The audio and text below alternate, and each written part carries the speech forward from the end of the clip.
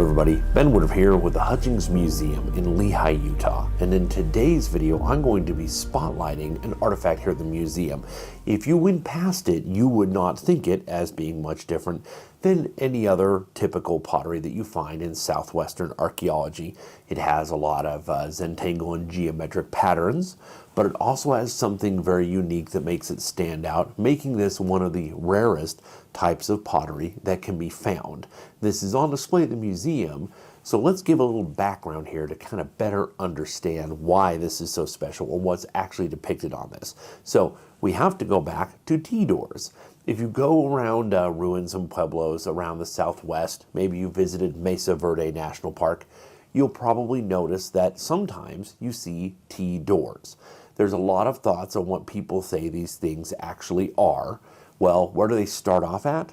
Chaco Canyon. Chaco Canyon, New Mexico had a great profusion of population growth, and around 850 AD is when the major great houses started being built, where these huge great houses with hundreds of rooms were built, and that's where we see the first tea doors. Now this starts to spread out as Chaco grew in power. It started to have Chaco and outlier communities. Aztec, New Mexico is one that is very famous, not to be confused with the actual Aztecs.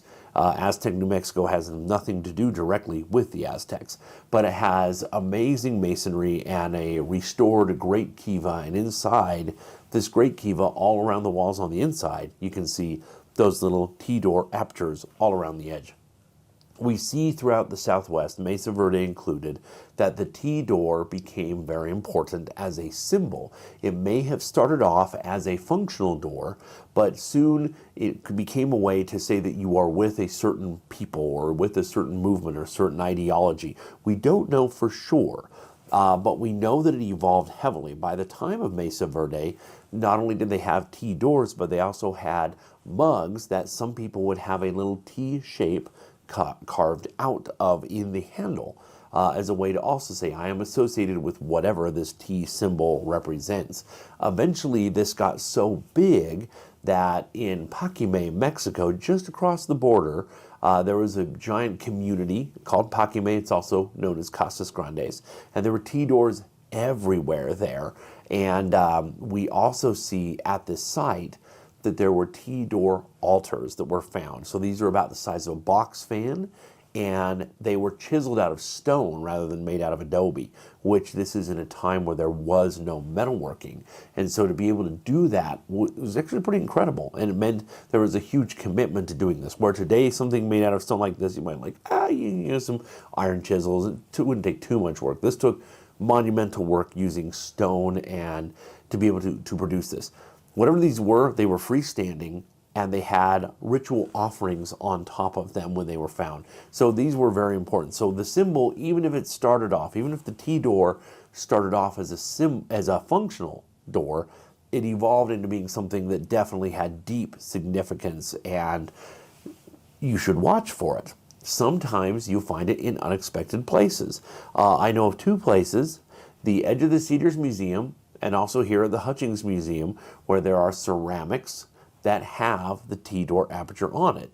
Now, first you see all these other zigzags and patterns, and if you glance wrong, you might not see it. But this, at the museum, has two very distinct tea doors that are painted onto this beautiful ceramic.